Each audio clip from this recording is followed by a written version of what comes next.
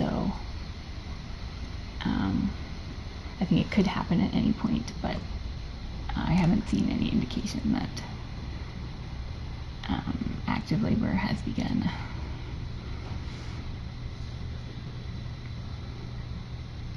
So not in active labor, but could happen at any moment.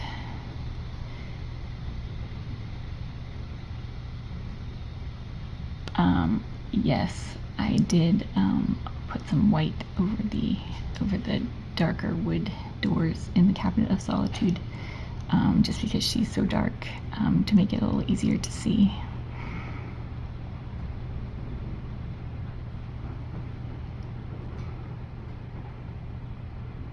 So hopefully we are good to go whenever she's ready.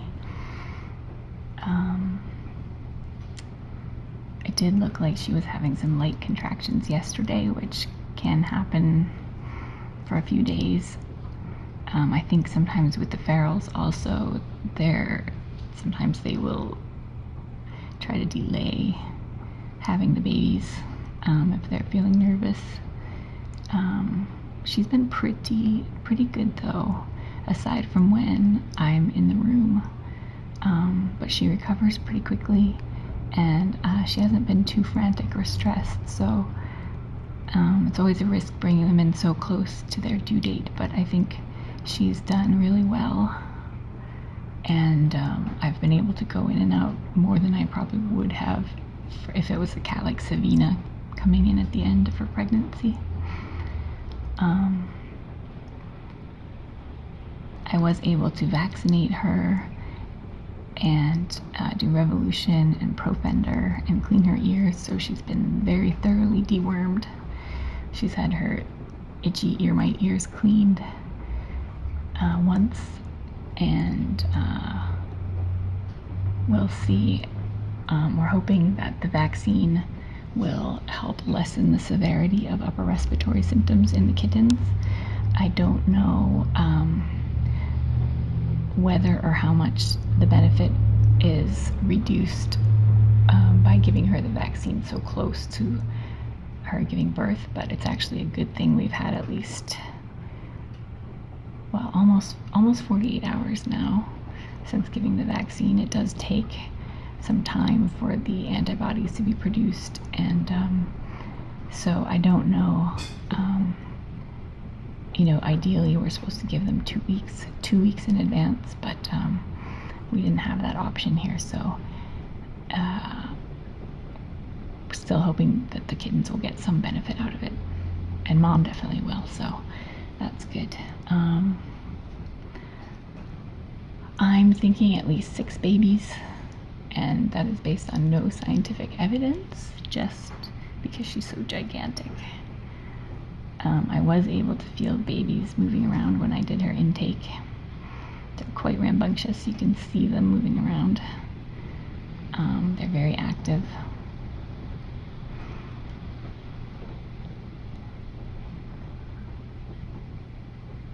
She looks pretty comfy right now. Neelix has taken over the other nest, so it would be great if Sable would just stay in this nest and proceed.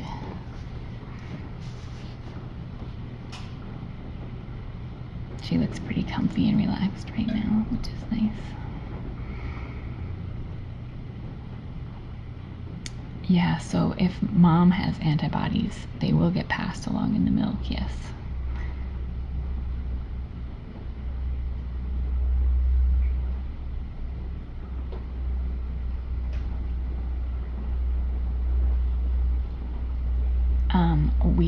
We really can't be certain about anything when it comes to these ferals. So as far as Neelix, she seemed like she was, somewhere between 3 and 4 weeks along when we did the ultrasound. It's really hard to know anything more specific than that.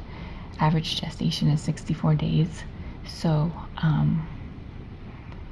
we know she had 4 to 5 weeks to go at that point. When we did it, it was a week ago we did the ultrasound, so we don't know. But we know she had 4 to 5 weeks to go at that point. When we did it, it was a week ago we did the ultrasound, so we don't know. But we know she had 4 to 5 weeks to go at that point. When we did it, it was a week ago we did the ultrasound, so we don't know. you know, she's probably still around, she's probably around 4 weeks, possibly a little less. I hadn't planned to bring in 2 cats and have them be roommates and have them be different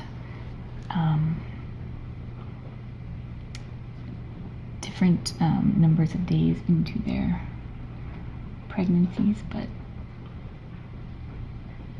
this is sort of these are the cards we were dealt, so this is what we're gonna just make it work the best we can.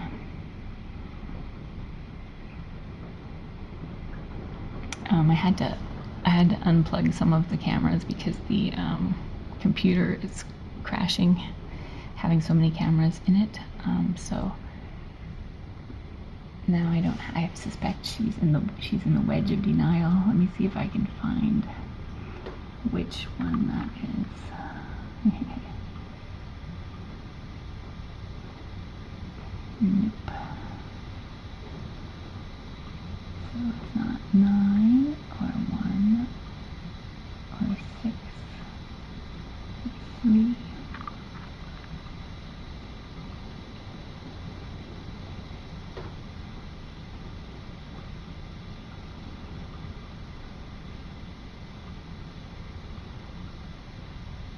There she is.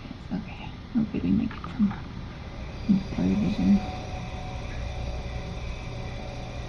You can see the where I put the Pro Fender and the Revolution on. Normally you would put it up a little higher, closer to the back of her neck, but I was trying to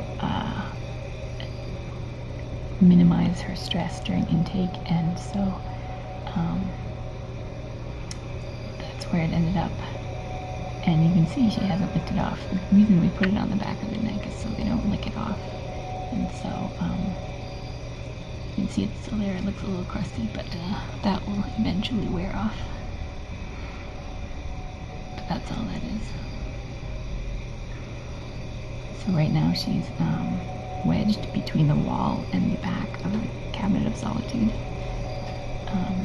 She seems to like the cooler, hard surfaces and being in kind of a tight space. It's not uncommon for moms to want to do that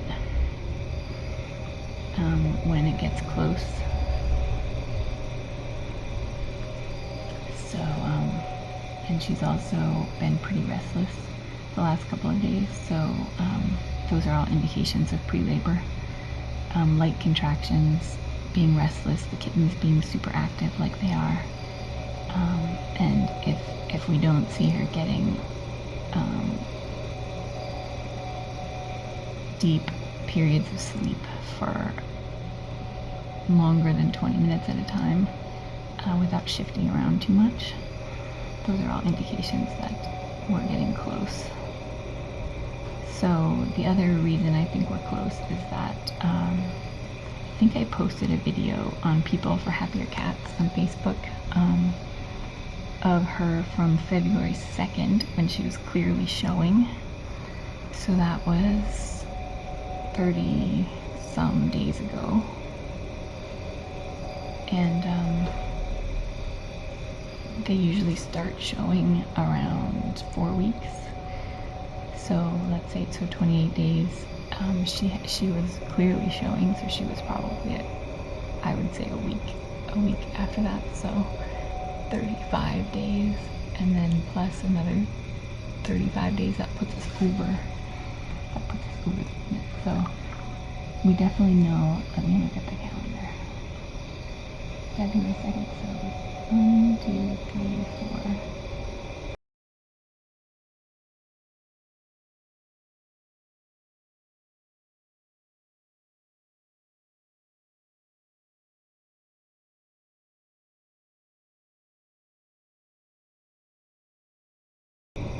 And if any of you guys followed that, I'll be very impressed.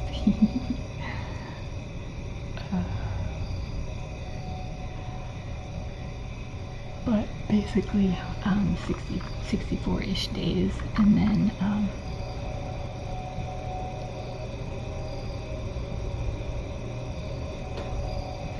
she would have had to be around 4 weeks as of February 2nd. So it's nice that she's not out there trying to give birth right now because it's pouring rain and it's kind of cold out there. So not super nice for her to have to go leave the babies and go find food. And then these are however many babies she has, or that many fewer that we'll have to TNR later on.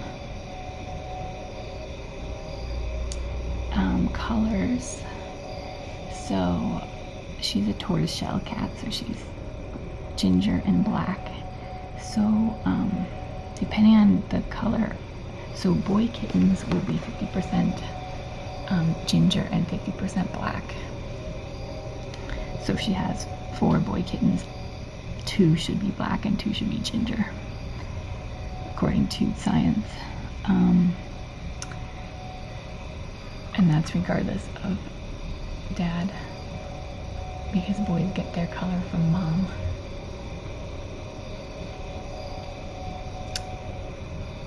Girls get 1 color trait from mom and 1 from dad. And so if baby daddy was black, then the likelihood would be that girls would be 50% would be black, 25% would be torty, and 25% would be, oh no, yep, it would be 50% black and 50% torty for girls. If dad was black. If dad was ginger, then it would be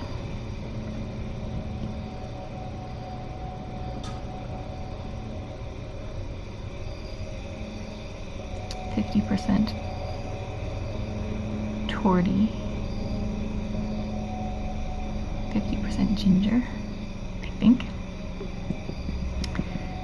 So, if dad was tabby, I believe that if dad was tabby and his base color was black, then that counts as black, so he could produce black babies or tabby babies. Tabby's a pattern, not a color, so I don't know. It would depend on if the tabby gene was dominant to the black gene, which I believe it is, but I don't know if both parents need to have some version of it. So anyway,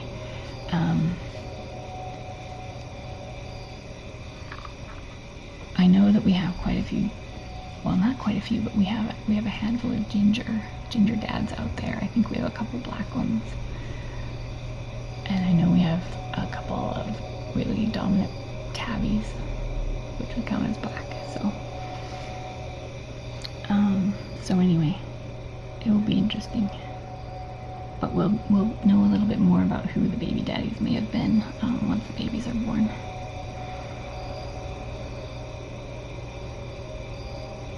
So no, we are not in active labor. I'm hoping that once active labor starts, she will report to the nest. It's pretty normal for the moms to avoid the nest like the plague in the hours leading up to birth. They seem to want a hard, cool surface, and they're pretty restless, so they move around a lot. But at least we can get some good belly vision in this position, and we can see if we see any obvious contractions. It's normal at this stage during pre-labor to have contractions, light contractions, and those are just the body's way of moving the kittens toward the birth canal. Active labor begins when the first baby enters the birth canal, and at that point you'll notice that she will start really pushing. She'll start having contractions. We hope that the first baby is born within 20 minutes or so, but the first is always the hardest, so sometimes it takes much longer than that. Be aware, if this is the first time you're watching something like this, that this is uncensored live rescue reality TV, and Sable is a feral cat. She thinks of me as a predator, and therefore if I interfered during the birth, it would be very, very stressful for her, and it would put her at risk, and it would put the babies at risk. So unless it is a very dire life and death situation, I will not be able to interfere. If something does go wrong, I will wait as long as I possibly can, and I will have to make difficult decisions like you know, looking at, you know, the safety of the rest of the babies, the likelihood of her rejecting them, you know, a lot of things. So I'm hoping, because she's an experienced mom and she's done this before, that things will go pretty smoothly. But just know that if something goes wrong, it's okay to shut the feed off and just wait and find out what happened on Facebook later on. I will be consulting with Dr. Ferguson. If anything does go wrong, there's very little we can do because she's feral. If we were to give her any sort of sedation or anything like that, it puts the babies at risk. So if we were to do, if I could take her for an emergency C-section, but that would be a very last resort, because the drugs that would need to be given to her would put the babies at risk, and so we don't know what would happen. It hasn't been really attempted before on a feral cat, so, and the sedation protocols are different. So I will be watching as closely as I can on the cams, and pacing, and, you know, nervous eating some chocolate, and just, you know, in the same boat as you guys for the most part. But if anyone is wondering why I'm not helping or rushing in, this is very different than doing a birth with a friendly mom, like an abandoned mom or a stray mom.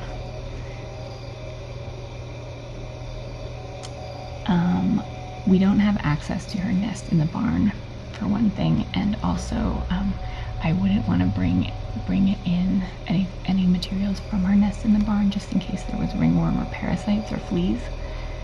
The environment here is very clean, but we did bring in ferns from the forest by the feeding station, so she does have familiar smells in there, and the ferns provide a somewhat familiar environment and are much easier to disinfect around, which is important. She is completely feral. She's not used to humans. She showed up at the feeding station late last fall and has been coming sort of sporadically until the last couple of months. So she is somewhat familiar with us from the feeding station, but she has never allowed interaction. Like, we've never touched her or petted her or played with her at the feeding station. She has been getting fairly close to us, which is good. But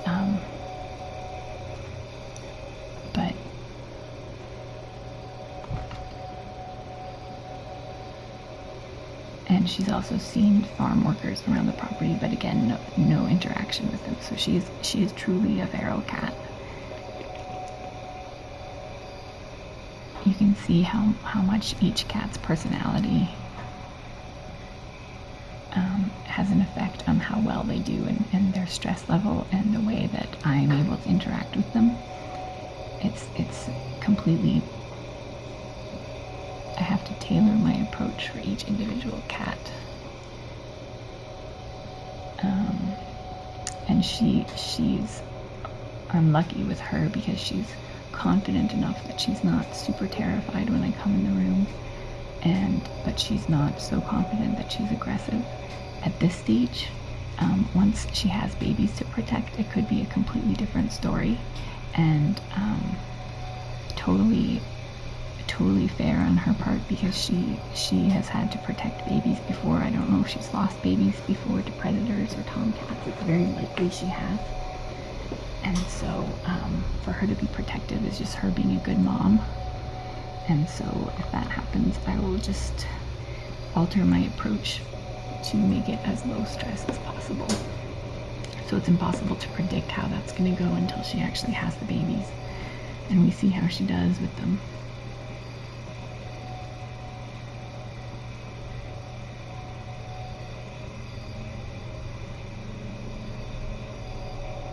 but she is definitely more relaxed than Sloane or Cisco. I was thinking she would be closer to Sloane, personality-wise, but she's actually pretty. I think she's a little more relaxed. She recovers more quickly, it seems, like Sloane did, and Cisco was terrified the whole time, so. Well, look at that belly. Oh, see now, we could be looking at a contraction right now. A light contraction. It's hard to tell because of her coloring and the angle. It's hard to tell if you can't feel it, but what it looks like is like the bump will sort of rise up and become a hard ball. And at the beginning they're very light contractions, so they're harder to see, but as we get closer to active labor, you'll start seeing them pretty clearly. So that may have been a contraction, a light one. They'll often be accompanied by leg movement in the rear legs. So sometimes it will just look like she's stretching, but it may be a contraction happening. So she's thinking about relocating somewhere. Oh, no, there she goes. She does have a bit of a Siamese-shaped face and sort of crossed eyes and perhaps a slightly cleft upper lip. It's hard to say for sure. It's possible that she is related to Cisco. It's possible that she is the mom or sister of Sabina, Shiloh, and Satine. They're almost certainly related in some way. Neelix is... Oh yeah, Neelix is on the... I think she's looking out the window. Oh, here. Are we gonna make a move?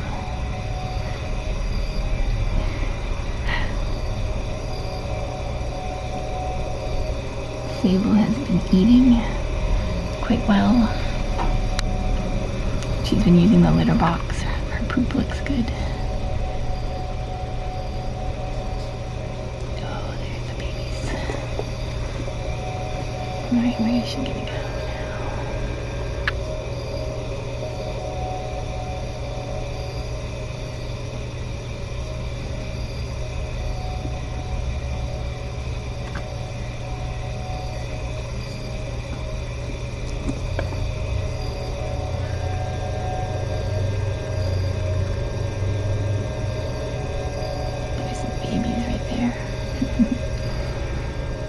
Come out.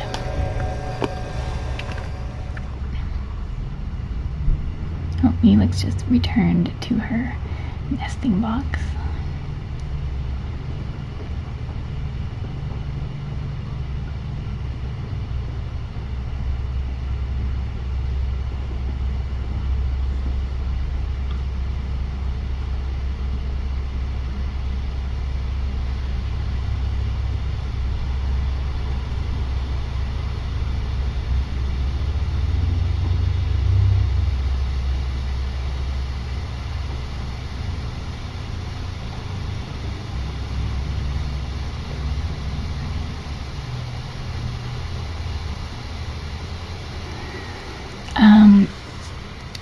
We haven't seen a lot of physical abnormalities in the colony, with the exception of there was a group that had sort of curly tails, kinked tails.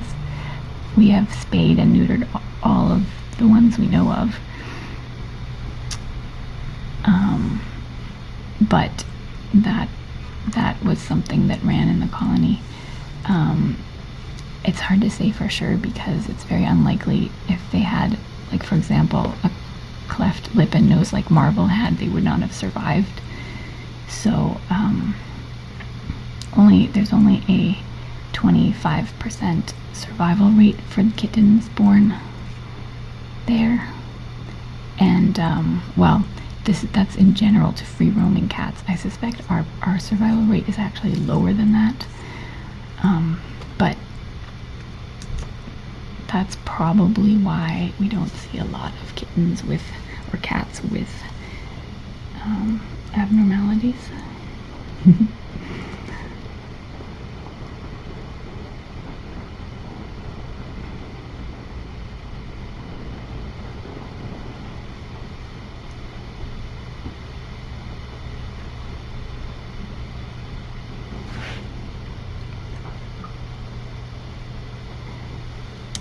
So yeah, we'll go over PSAs real quick.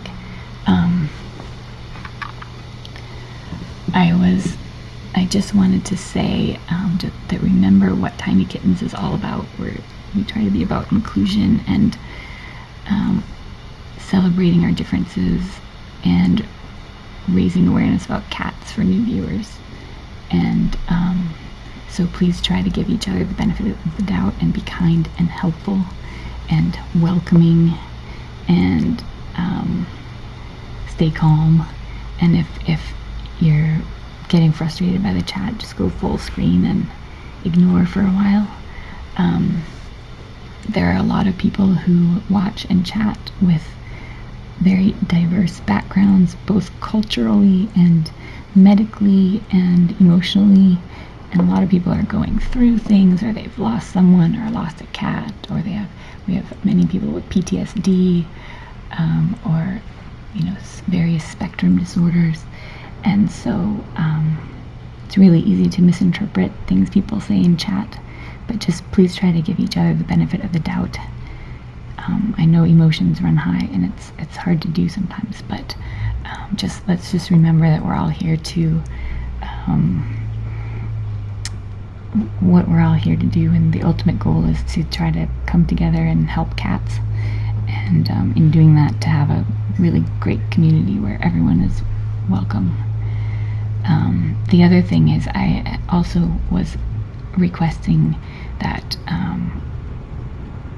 we don't solicit votes or donations in chat, just because I don't want anyone feeling pressured or spammed, or new people to think that they're obligated to do something in order to watch. I just want people to be able to enjoy and learn about feral cats. And so I'll mention the naming challenge, the naming contest, probably a couple times so people are aware of it. And certainly if someone asks if there's a way to donate, it would be wonderful if you give them the link, which is tinykittens.com/donate. The links are also up in the more event details. Oh, where did you go? Here we go. For the event, all the donate links are there. Also, other ways to help are at tinykittens.com/help. And so I just want people to be able to watch and enjoy, and while we obviously need donations in order to do what we do, I would like people that are coming for the first time, or people that aren't able to financially support us, to not feel like they're constantly being asked to donate. I will do a voiceover during the births, yes. This is where I am on the floor in the hallway, because that's as far as my cord stretches, so that's why I have to still talk quietly.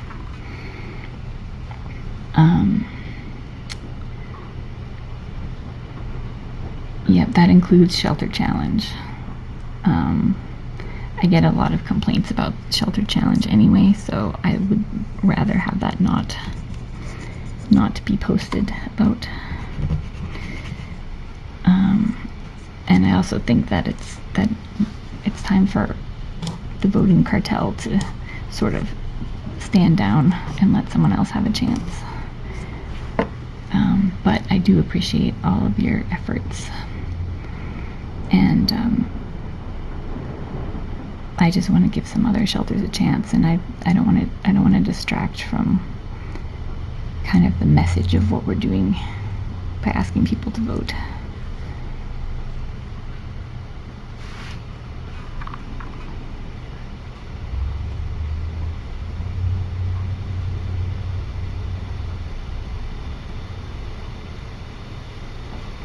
And the other important PSA is about Amos Unicorn.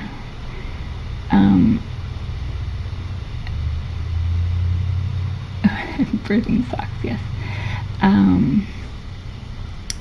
So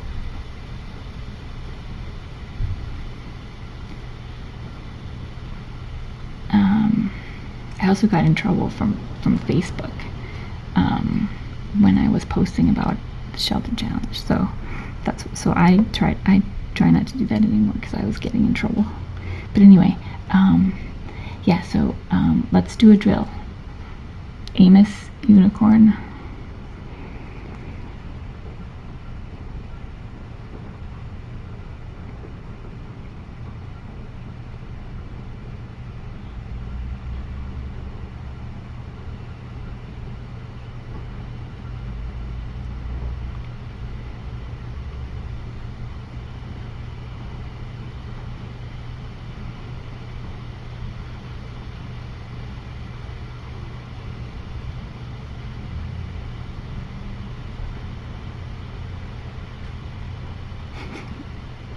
I'm just waiting for chat to catch up. Okay, I think we'll review because it's been so long since we had babies that there are probably a lot of new people that were never around for Amos Unicorn. Okay, so when a troll is someone who comes in chat and just posts inflammatory remarks, or sometimes they will, do swear words or just basically try to stir things up just for fun. I have the ability to ban them. Unfortunately, I don't have the way to add someone as a moderator, so I'm the only one who's able to ban people. And in order to ban them, the only way I can do it is if I can see one of their messages in chat, and then I have to click a link before it scrolls past. So if the chat's going really fast, I can't ban them. So sometimes if a troll comes in and then everybody starts talking about the troll, then the chat goes really fast, I can't ban the troll. So what we need to do when I say Amos Unicorn, that's our code word. That's our code word for everybody to stop chatting. Only the CC person can put in Amos Unicorn, and then that's it. No one else needs to say anything about it. Everyone just needs to stop until I get a chance to ban the person. Okay, so that's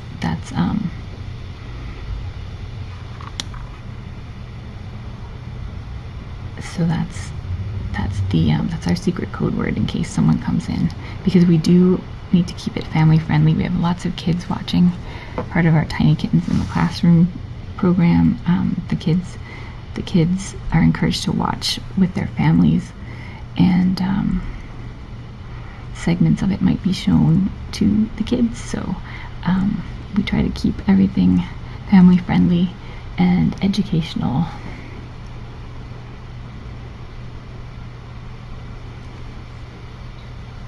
So there you go.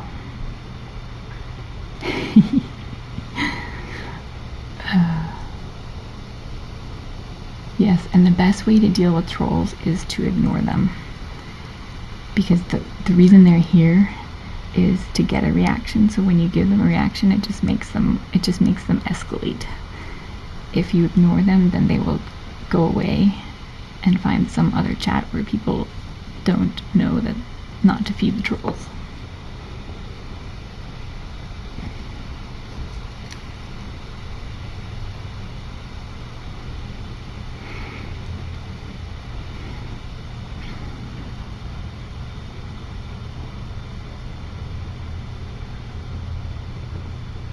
So Sable, I was able to check her teeth, which is one of the ways we can get a rough idea of their age. I would say she's around 1.5 years old.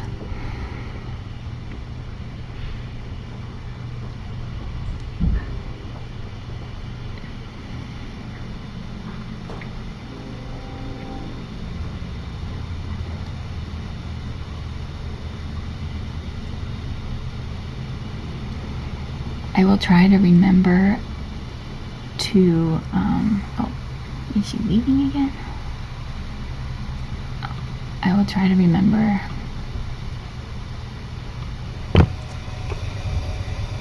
to do a reset before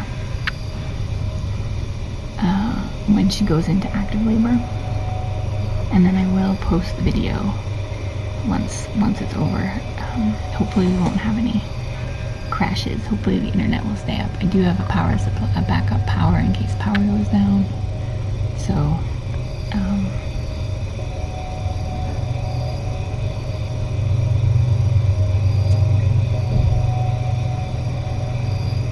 we're as prepared as we can be.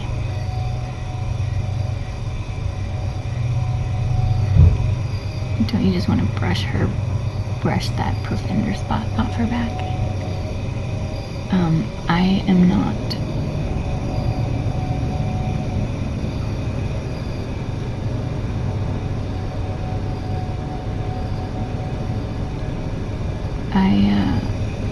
because it's so close to her birth, I have not attempted to interact with Sable.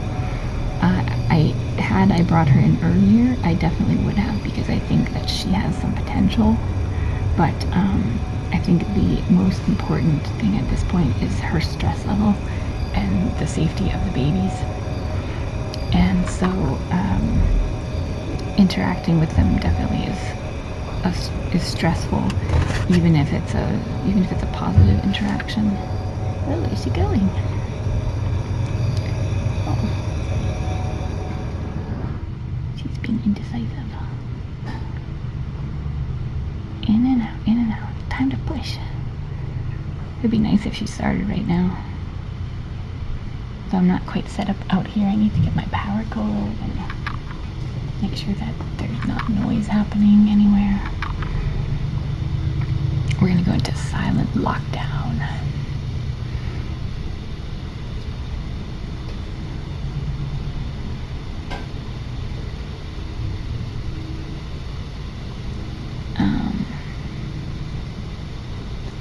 It'd be nice if she could just start pushing.